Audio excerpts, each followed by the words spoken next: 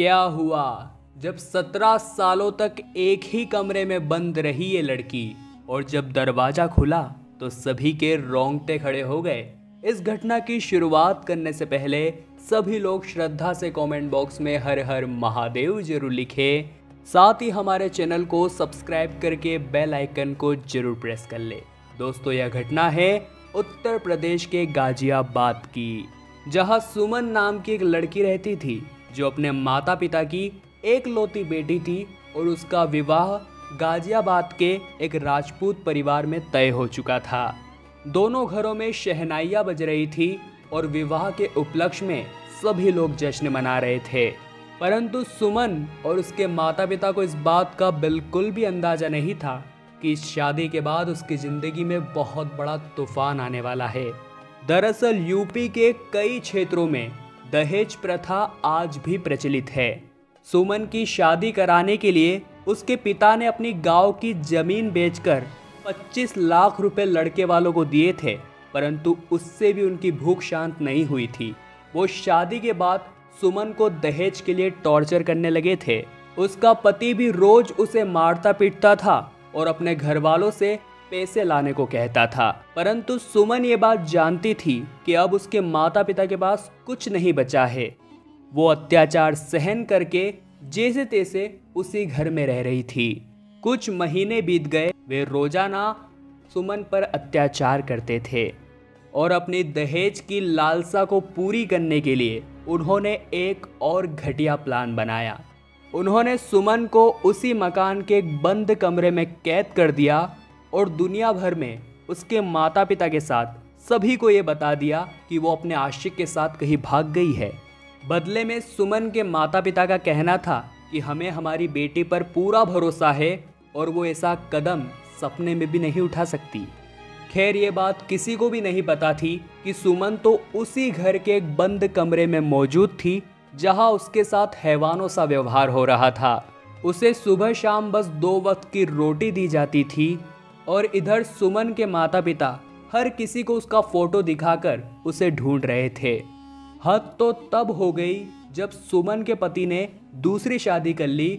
उसने ये बयान दिया कि वो तो किसी के साथ भाग गई है, अब मैं मेरी ज़िंदगी अकेले कैसे बिताऊं। और उसने दूसरी लड़की के पिता से भी बहुत सारा दहेज लिया और उन्होंने सुमन को उसी मकान की ऊपरी मंजिल के एक बंद कमरे में कैद कर रखा था जहां पर किसी का भी जाना मना था। अब साल बीतते जा रहे थे, सब कुछ इसी तरह से चल रहा था। सुमन को उस बंद कमरे में ही अपना जीवन यापन बड़ी कठिनाई के साथ करना पड़ रहा था। इधर सुमन के माता पिता ने अभी तक हार नहीं मानी थी और पिछले कई सालों से वो सुमन की खोज में थे। उनका महादेव पर भी अडिग विश्वास था कि उनकी बेटी ऐसा कुछ नहीं कर सकती और एक दिन वो उन्हें जरूर मिलेगी। अब सुमन को उस कमरे में कैद किए तकरीबन 17 साल हो चुके थे और सुमन की जिंदगी में रोशनी की एक किरण दिखाई दी। दरअसल सुमन के पति की दूसरी बीवी जाने अनजाने में दूसरी मंजिल के उस कमरे तक पहुंच गई जहां सुमन कैद थी। वहां पर जाने के लिए हमेशा सभी लोग उसे मना किया करते थे और इसी रात से पर्दा उठाने के लिए वो उस कमरे तक पहुंची जहां उसने सुमन के चिल्लाने की आवाज़ सुनी। जैसे तैसे उसने पास में खिड़की खोली और सुमन को अपनी ओर बुलाकर पूछा कि आखिर तुम कौन हो और यहाँ इतनी बुरी हालात में कैसे हो। उसके बाद सुमन ने उसके पति की दूसरी बीवी को अपने ऊपर हुए अत्याचार और अपने पति की सारी हकीकत बता दी। उसके बाद वो बिना देर करे, बिना सोच विचार करे तुरंत पुलिस स्टेशन पहुंची और पुलिस को ये सारी सच्चाई बताई। पुलिस तुरंत उस घर आई और सुमन को 17 साल बाद उस कैद से आज़ाद किया और 17 साल बाद सुमन के माता पिता को ये खबर दी कि आपकी बेटी मिल चुकी है। जब सुमन के माता पिता को ये पता चला कि उनकी एकलौती बेटी पिछले 17 सालों से उसी मकान के एक कमरे में कैद थी और वे उसे इधर उधर ढूंढ रहे थे, तो उनके भी रोंगटे खड़े हो गए। उसके बाद सुमन के पति के साथ उसके ससुराल वालों को दहेज प्रताड़ना और एक महिला पर इतने अत्याचार के कारण कई धाराओं के तहत जेल भेज दिया गया। दोस्तों, भारत पर महिलाओं का हमेशा सम्मान किया जाता है। दहेज के खिलाफ हमेशा आवाज़ उठाई जाती है। सरकार नारी सशक्तिकरण का हमेशा प्रयास करती है। ऐसे में रिपोर्ट के आंकड़े चौंकाने वाले हैं।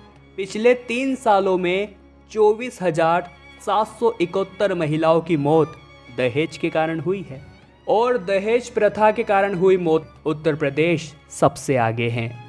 हम यही कामना करते हैं कि जल्द इस समस्या का जड़ से निवारण हो। इस घटना को लेकर आपके क्या विचार है? आप दहेज प्रथा को लेकर क्या विचार रखते हैं? नीचे कमेंट बॉक्स में बताइएगा। साथ ही में इस वीडियो को लाइक करें, चैनल को सब्सक्राइब करके बेल आइकन को जरूर प्रेस करें ताकि आपको हमेशा ऐसी वीडियोस मिलती रहे।